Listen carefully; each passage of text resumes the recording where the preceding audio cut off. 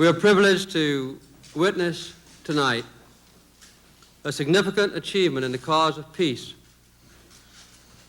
an achievement none thought possible a year ago or even a month ago, an achievement that reflects the courage and wisdom of these two leaders. Egyptian President Anwar Sadat and Israeli Prime Minister Menachem Begin were brought together by President Carter at an isolated retreat, Camp David, 75 miles from Washington, D.C. The remote location in the Catoctin Mountains of Maryland insulated the two Middle Eastern leaders from the daily distractions of the outside world and the demands of a hungry press. Confident that in the end, from the time he took office, President Carter made the pursuit of peace in the Middle East a primary objective of his foreign policy. A critical breakthrough first came early in 1977 when President Sadat visited Israel for face-to-face talks with Prime Minister Begin, an historic moment for both countries and for both men. The world watched as President Sadat went before the Israeli parliament, the Knesset, to deliver his plea for peace in the Middle East.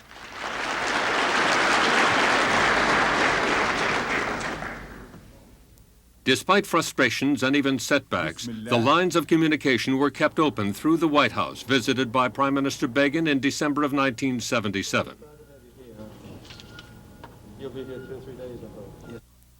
That same month, President Carter, on a trip to Europe, Asia, and the Middle East, met with President Sadat in Aswan, Egypt. President Carter never lost sight of the urgency of the search for peace in the Middle East. The Camp David summit was to become a key chapter in that story. Separate helicopters brought the Middle Eastern leaders to the remote meeting ground on the evening of September 5th. Warm greetings from the President and America's First Lady Rosalind Carter were waiting for President Sadat and later for Prime Minister Begin as they stepped onto the landing pad at Camp David. There was no hint of the momentous task facing the three men in the cheerful, easy manner they displayed upon arriving for what was called an open-ended summit, a meeting with no time limit for success or failure either. President Carter, who held constant briefing sessions with Middle Eastern experts from the U.S. State Department, was available to the Egyptian and Israeli delegations at all times. The process of give and take, debate, and analysis went on day and night among the leaders and their staffs. Except for religious observances, there was little relief from the constant negotiating sessions. One recess arranged by President Carter included a short trip by the three leaders and some of their aides to the hallowed Civil War battlefield of Gettysburg, Pennsylvania. They saw the ground where, more than 100 years ago, thousands of Americans died fighting each other. Such respites were few, as the three men labored for 13 days, sometimes together, but more often in two-party negotiating sessions.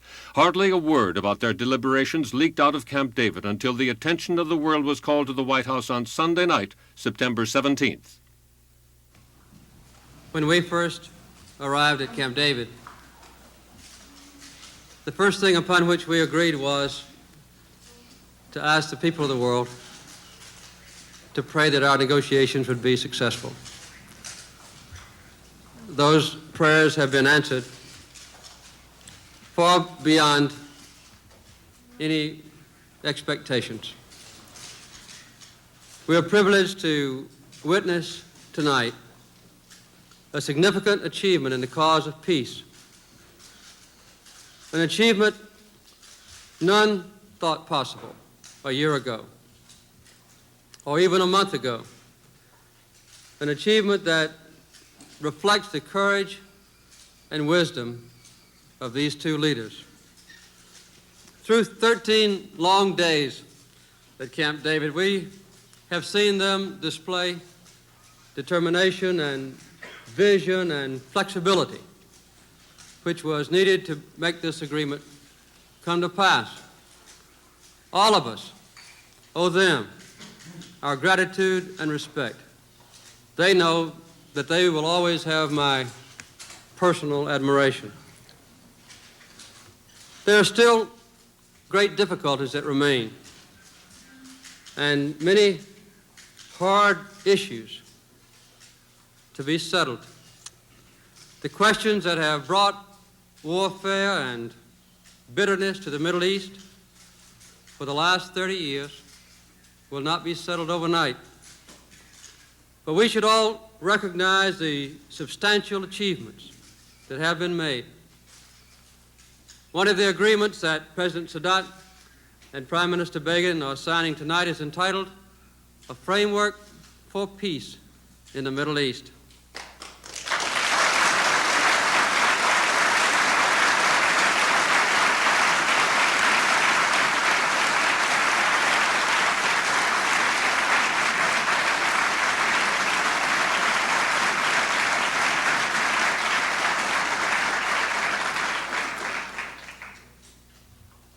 This framework concerns the principles and some specifics in the most substantive way which will govern a comprehensive peace settlement. It deals specifically with the future of the West Bank and Gaza and the need to resolve the Palestinian problem in all its aspects. The framework document proposes a 5-year transitional period in the West Bank and Gaza, during which the Israeli military government will be withdrawn and a self-governing authority will be elected with full autonomy. It also provides for Israeli forces to remain in specified locations during this period to protect Israel's security.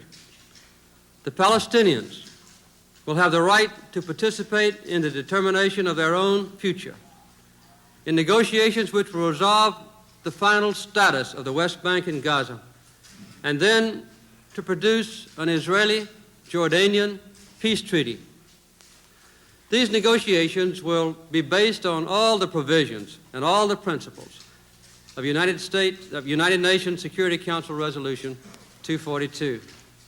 And it provides that Israel may live in peace within secure and recognized borders. And this great aspiration of Israel has been certified without constraint with the greatest degree of enthusiasm by President Sadat, the leader of one of the greatest nations on earth.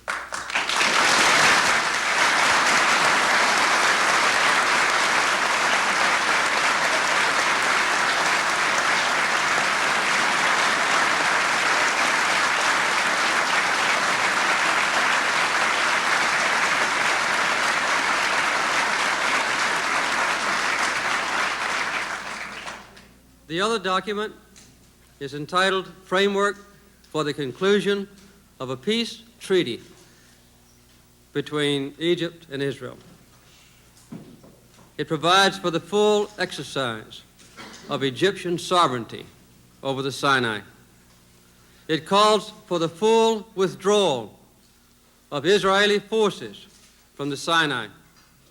And after an interim withdrawal, which will be accomplished very quickly, the establishment of normal, peaceful relations between the two countries, including diplomatic relations.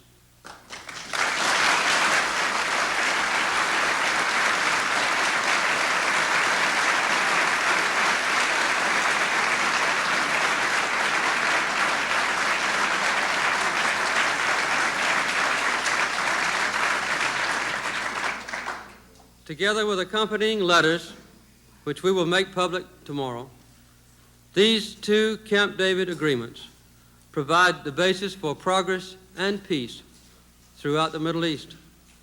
There is one issue on which agreement has not been reached. Egypt states that the agreement to remove Israeli settlements from Egyptian territory is a prerequisite to a peace treaty. Israel states that the issue of the Israeli settlements should be resolved during the peace negotiations. That's a substantial difference. Within the next 2 weeks, the Knesset will decide on the issue of these settlements. Tomorrow night, I will go before the Congress to explain these agreements more fully and to talk about their implications for the United States and for the world. For the moment, And in closing, I want to speak more personally about my admiration for all of those who have taken part in this process, and my hope that the promise of this moment will be fulfilled.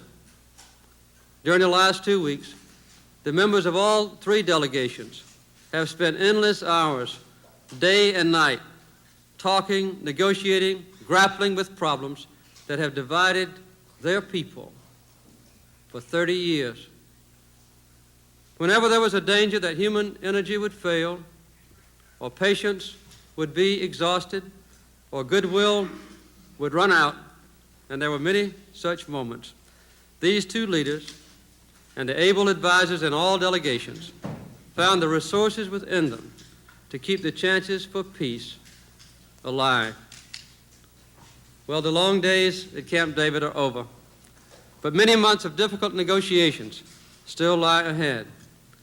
I hope that the foresight and the wisdom that have made this session a success will guide these leaders and the leaders of all nations as they continue the progress toward peace. Thank you very much.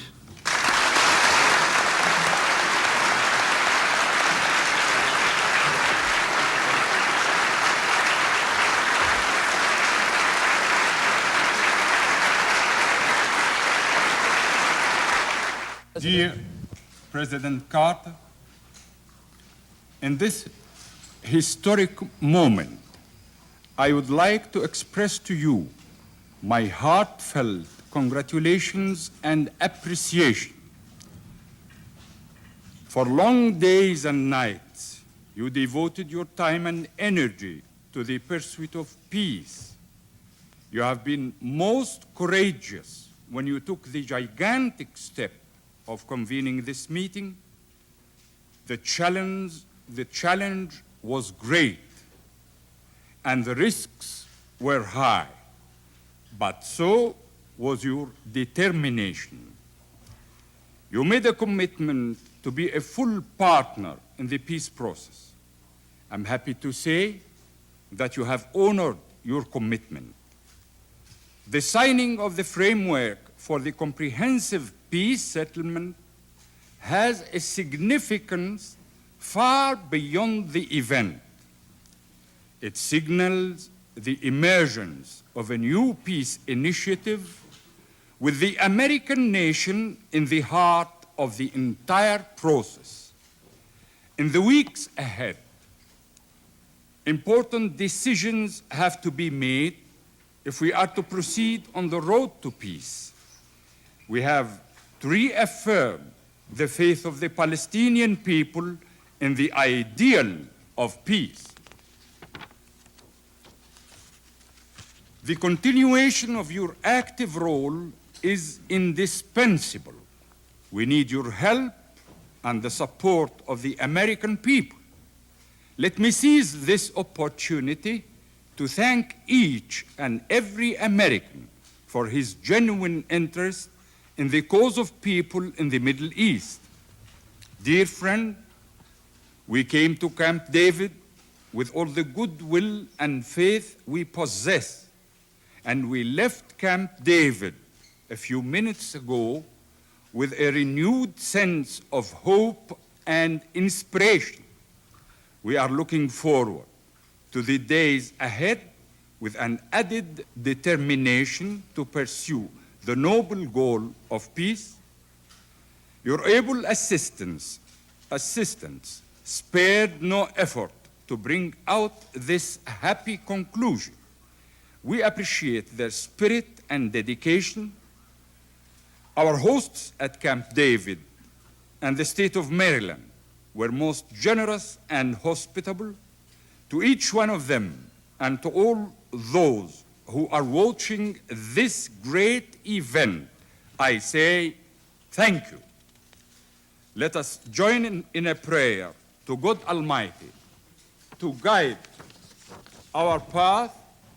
Let us pledge to make the spirit of Camp David a new chapter in the history of our nations. Thank you, Mr. President.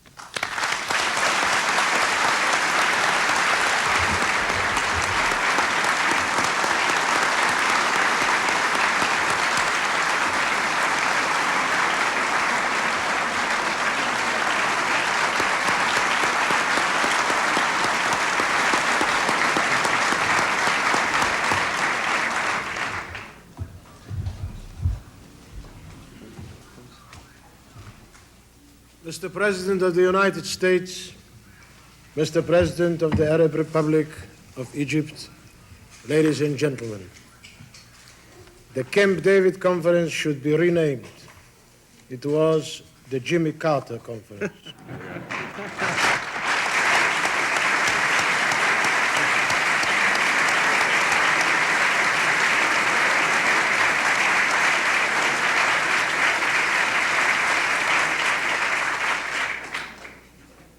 The President undertook an initiative most imaginative in our time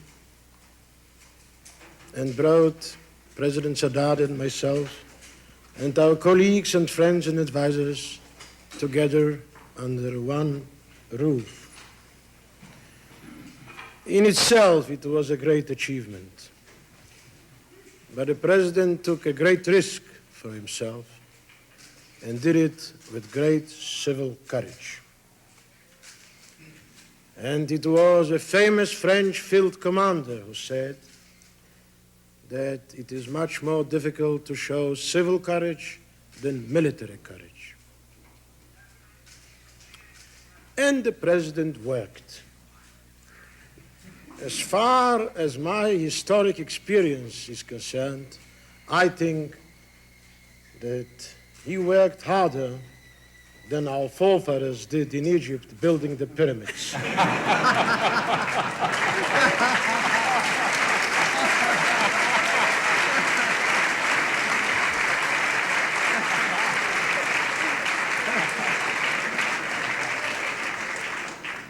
Yes, indeed. He worked day and night.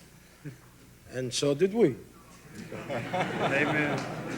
Day and night. We used to go to bed at Camp David between 3 and 4 o'clock in the morning, rise as we are used to since our boyhood, between 5 and 6, and continue working. The President showed interest in every section, every paragraph, every sentence, every word, every letter of the framework agreement. We had some difficult moments. As usually, there are some crises in negotiations. As usually, somebody gives a hint that perhaps he would like to pack up and go home. It's all usual. But ultimately, ladies and gentlemen, the President of the United States won the day. And peace now celebrates a great victory for the nations of Egypt and Israel and for all mankind. Mr. President, we the Israelis thank you from the bottom of our hearts for all you have done for the sake of peace, for which we pray and yearn more than 30 years. The Jewish people suffered much, too much. And therefore, peace to us is a striving coming innermost from our heart and soul. Now, when I came here to the Camp David Conference, I said, perhaps as a result of our work, one day people will in every corner of the world be able to say, Habemus Pacem, in the spirit of these days. Can we say so tonight? Not yet. We still have to go a road until my friend President Sadat and I sign the peace treaties. We promised each other that we shall do so within 3 months. Mr. President, tonight, at this celebration of a great historic event, let us promise each other that we shall do it earlier than within 3 months.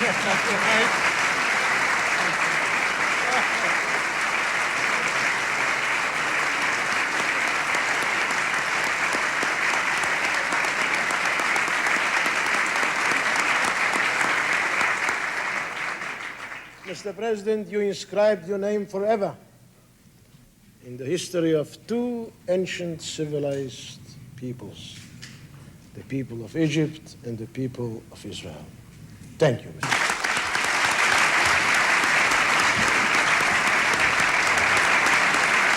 Prime Minister Begin also paid tribute to the work of his own staff and the dedication of Egyptian and American advisors, and he delivered a few words in Hebrew for his fellow countrymen.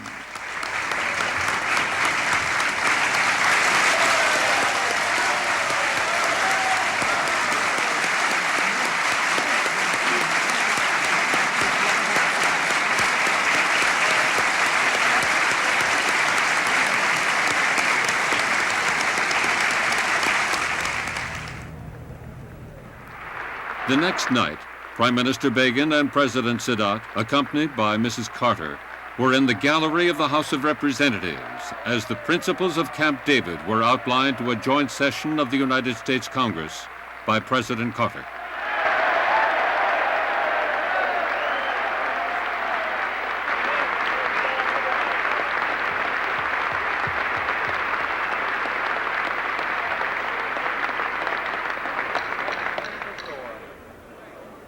Mr. Speaker, the President of the United States.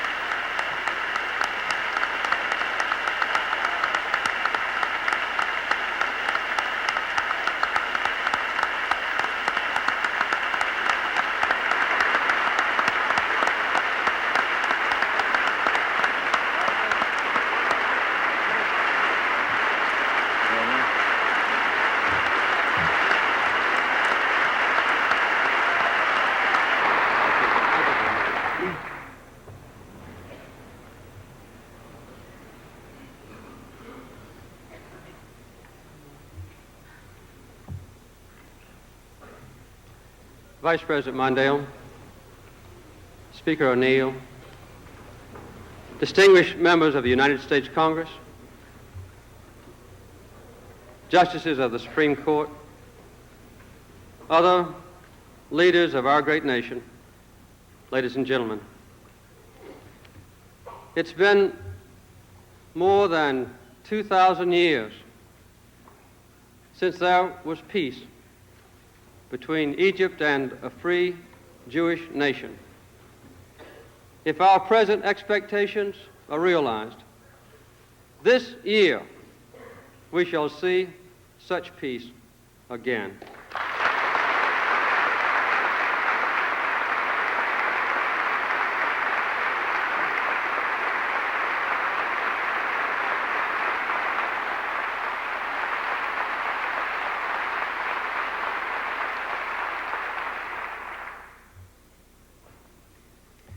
The first thing I would like to do is to give tribute to the two men who made this impossible dream now become a real possibility. The two great leaders with whom I have met for the last 2 weeks at Camp David. First, President Anwar Sadat of Egypt.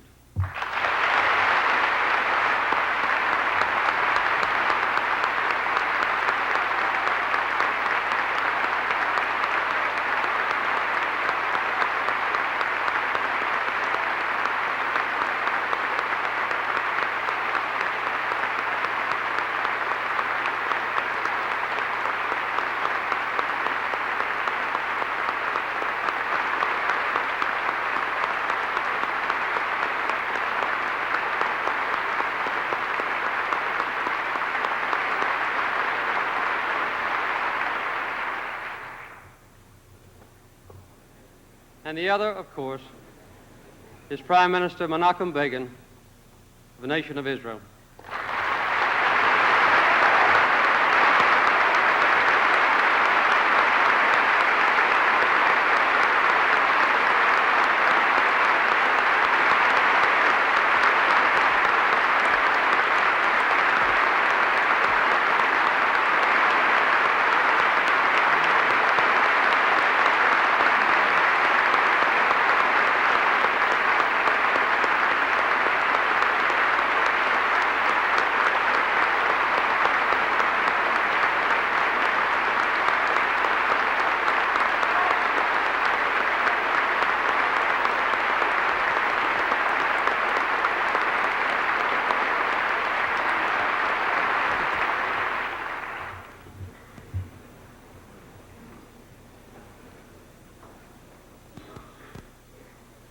I know that all of you would agree that these are two men of great personal courage, representing nations of peoples who are deeply grateful to them for the achievement which they have realized. And I am personally grateful to them for what they have done. At Camp David, we sought a peace that is not only of vital importance to their own two nations, but to all the people of the Middle East, to all the people of the United States, and indeed to all the world as well. The world prayed for the success of our efforts, and I am glad to announce to you that these prayers have been answered.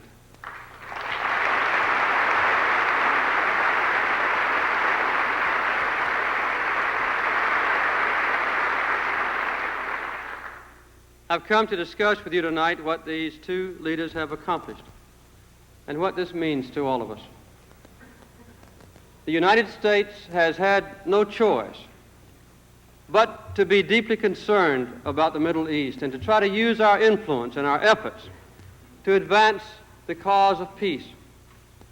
For the last 30 years, through 4 wars, the people of this troubled region have paid a terrible price in suffering and division and hatred and bloodshed. No two nations have suffered more than Egypt and Israel. But the dangers and the cost of conflicts in this region for our own nation have been great as well. We have long-standing friendships among the nations there and the peoples of the region, and we have profound moral commitments which are deeply rooted in our values as a people. The strategic location of these countries and the resources that they possess mean that events in the Middle East directly affect people everywhere.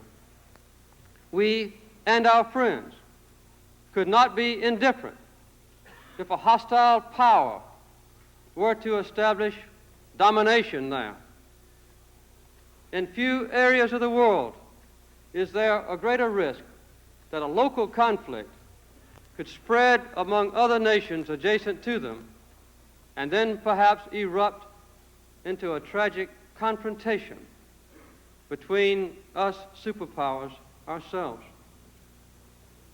Our people have come to understand that unfamiliar names like Sinai, Aqaba, Sharm el-Sheikh, Ras el-Nakba, Gaza, the West Bank of Jordan, can have a direct and immediate bearing on our own well-being as a nation and our hope for a peaceful world.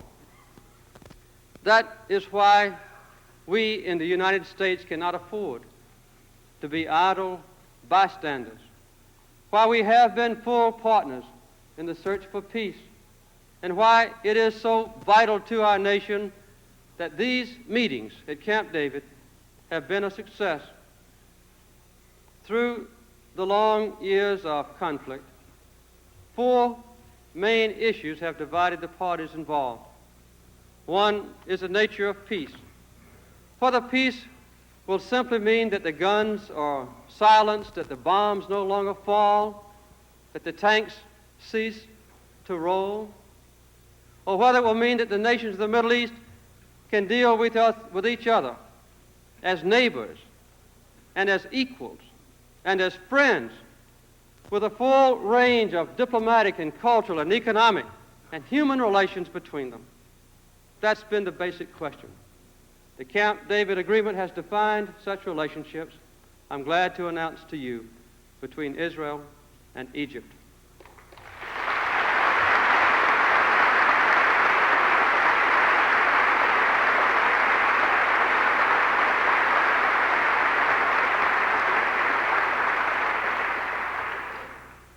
The second main issue is providing for the security of all parties involved, including, of course, our friends, the Israelis, so that none of them need fear attack or military threats from one another.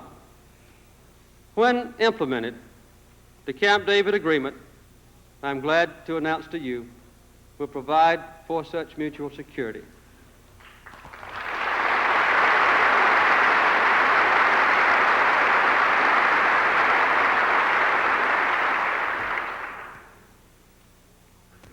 Third is a question of agreement on secure and recognized boundaries. The end of military occupation and the granting of self-government, or else the return to other nations of territories which have been occupied by Israel since the 1967 conflict. The Camp David Agreement, I'm glad to announce to you, provides for the realization of all these goals.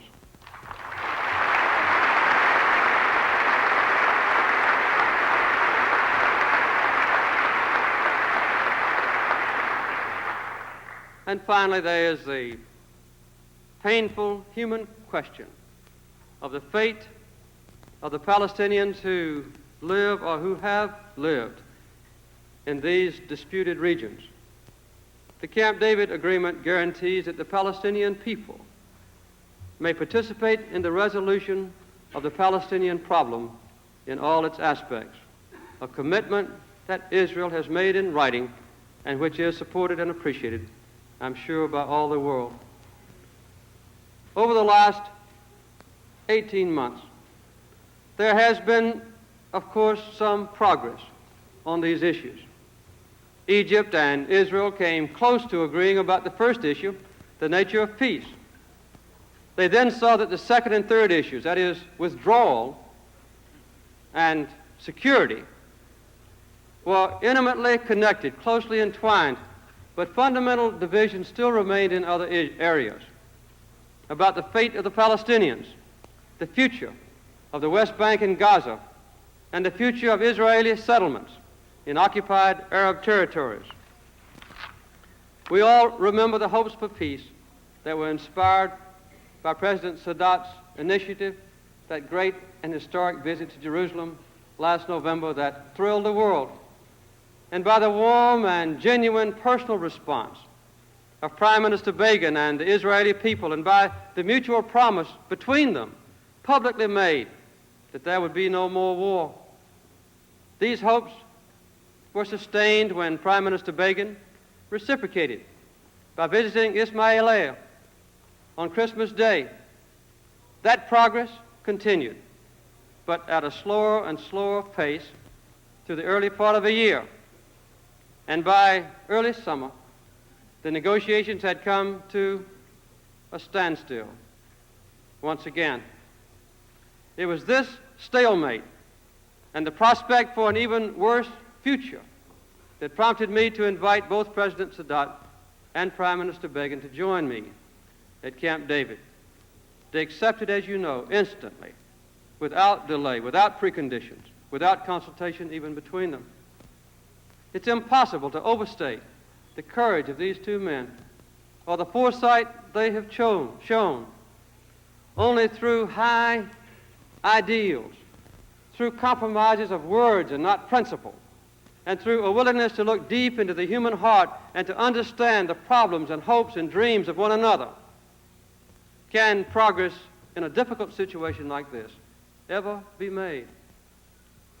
That's what these men and their wise and diligent advisors who are here with us tonight have done during the last 13 days.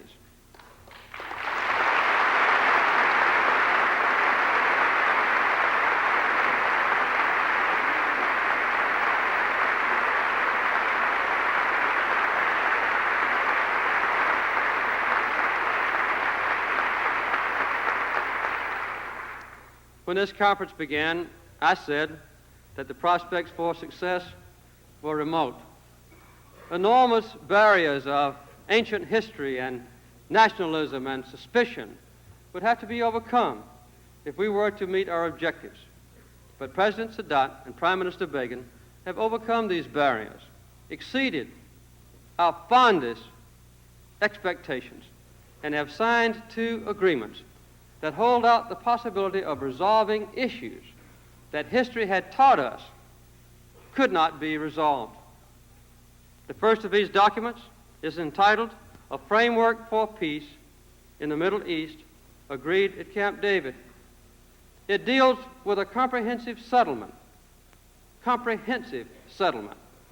between Israel and all her neighbors, as well as a difficult question of the Palestinian people and the future of the West Bank and the Gaza area. The agreement provides a basis for the resolution of issues involving the West Bank and Gaza during the next 5 years. It outlines a process of change which is in keeping with Arab hopes, while also carefully respecting Israel's vital security. The Israeli military government over these areas will be withdrawn and will be replaced with a self-government of the Palestinians who live there. And Israel has committed that this government will have full autonomy. Prime Minister Begin said to me several times, not partial autonomy, but full autonomy.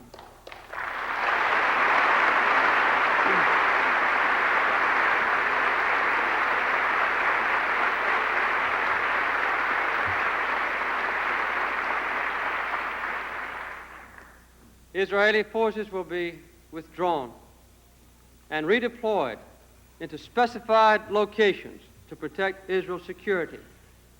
The Palestinians will further participate in determining their own future through talks in which their own elected representatives, the inhabitants of the West Bank and Gaza, will negotiate with Egypt and Israel and Jordan to determine the final status of the West Bank and Gaza. Israel has committed themselves that the legitimate rights of the Palestinian people will be recognized. After the signing of this framework last night, and during the negotiations concerning the establishment of the Palestinian self-government, no new Israeli settlements will be established in this area. The future settlements issue will be decided among the negotiating parties. The final status of the West Bank and Gaza will be decided before the end of the 5-year transitional period during which the Palestinian Arabs will have their own government. As part of a negotiation which will produce a peace treaty between Israel and Jordan, specifying borders, withdrawal, all those very crucial issues.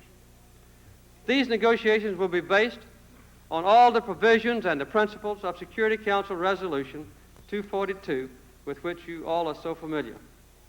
The agreement on the final status of these areas will then be submitted to a vote by the representatives of the inhabitants of the West Bank and Gaza. And they will have the right for the first time in their history, the Palestinian people, to decide how they will govern themselves permanently. We also believe, of course, all of us, that there should be a just settlement of the problems of displaced persons and refugees, which takes into account appropriate United Nations resolutions. Finally, this document also outlines a variety of security arrangements to reinforce peace between Israel and her neighbors. This is, indeed, a comprehensive and fair framework for peace in the Middle East, and I'm glad to report this to you.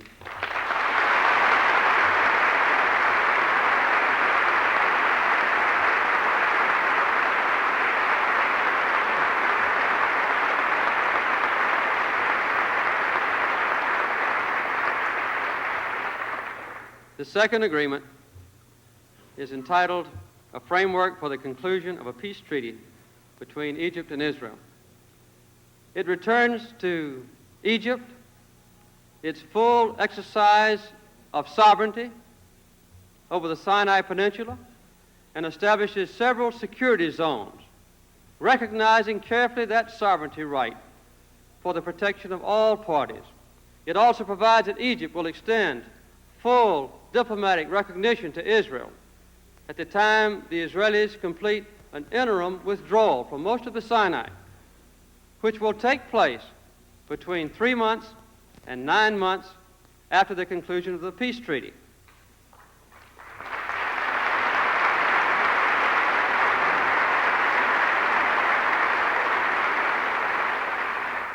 And the peace treaty is to be fully negotiated and signed no later than 3 months from last night.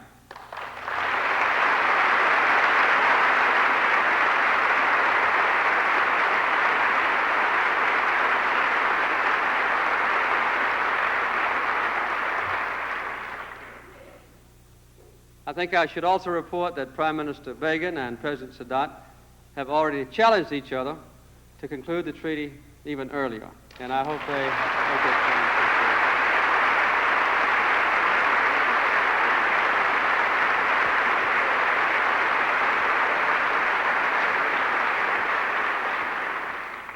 This final conclusion of a peace treaty will be completed late in December, and it would be a wonderful Christmas present for the world.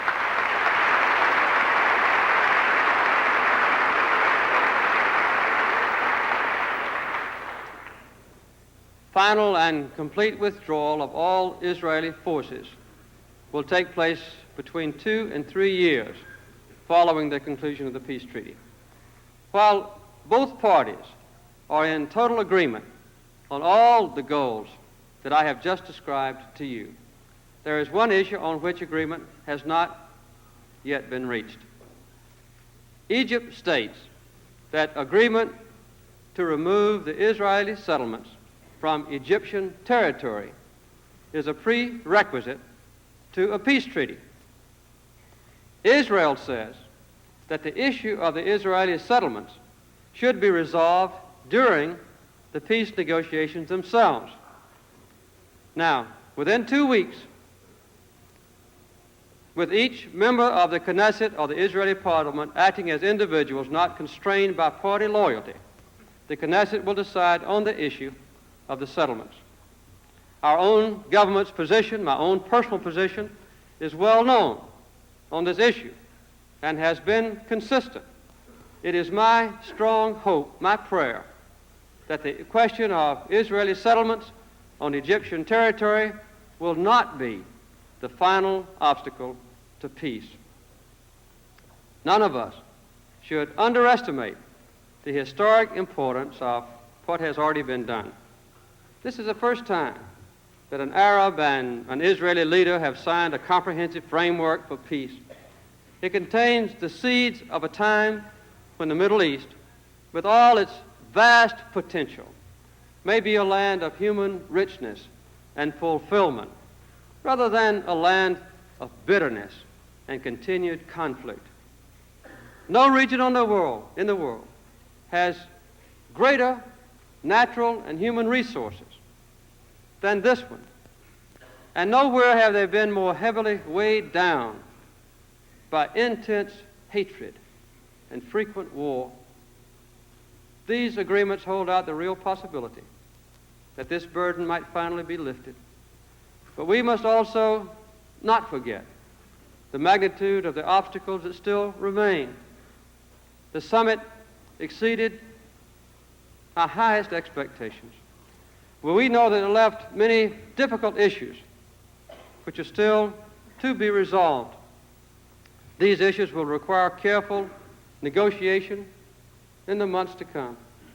The Egyptian and Israeli people must recognize the tangible benefits that peace will bring and support the decisions their leaders have made so that a secure and a peaceful future can be achieved for them. The American public, you and I, must also offer our full support to those who have made decisions that are difficult and those who have very difficult decisions still to make. What lies ahead for all of us is to recognize the statesmanship that President Sadat and Prime Minister Begin have shown, and to invite others in that region to follow their example. I have already last night invited the other leaders of the Arab world to help sustain progress toward a comprehensive peace. We must also join in an effort to bring an end to the conflict and the terrible suffering in Lebanon. This is a subject that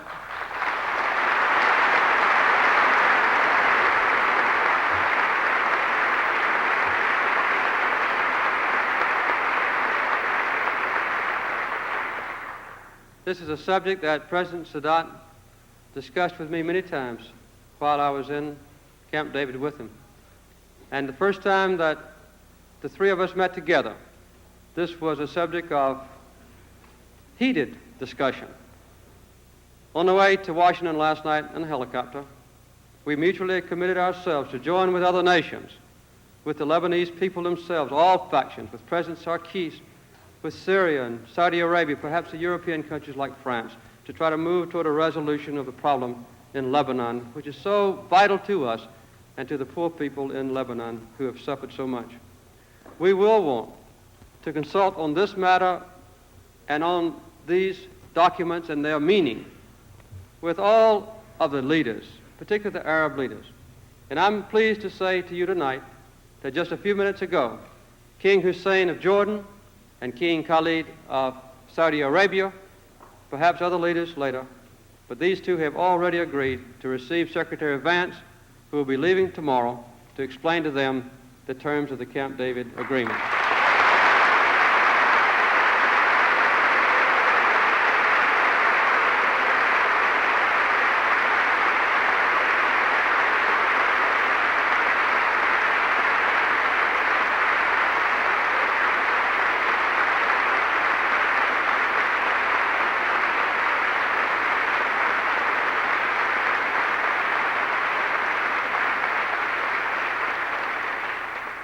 And we hope to secure their support for the realization of the new hopes and dreams of the people of the Middle East. This is an important mission, and this responsibility, I can tell you, based on my last 2 weeks with him, could not possibly rest on the shoulders of a more able and dedicated and competent man than Secretary Cyrus Vance.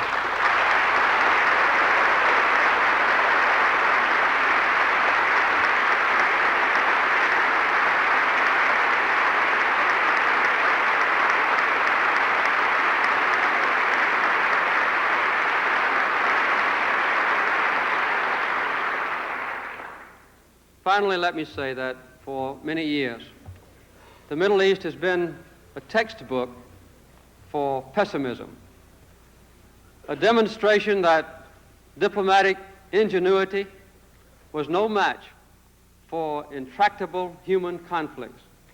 Today, we are privileged to see the chance for one of the sometimes rare, bright moments in human history, a chance that may offer the way to peace. We have a chance for peace because these two brave leaders found within themselves the willingness to work together to seek these lasting peace, these lasting prospects for peace, which we all want so badly. And for that, I hope that you will share my prayer of thanks, and my hope that the promise of this moment shall be fully realized. The prayers at Camp David were the same as those of the shepherd King David, who prayed in the 85th Psalm, "Wilt thou not revive us again, that thy people may rejoice in thee? I will hear what God the Lord will speak, for he will speak peace unto his people and unto his saints, but let them not return again unto folly." And I would like to say, as a Christian, to these two friends of mine, the words of Jesus: "Blessed are the peacemakers, for they shall be the children of God."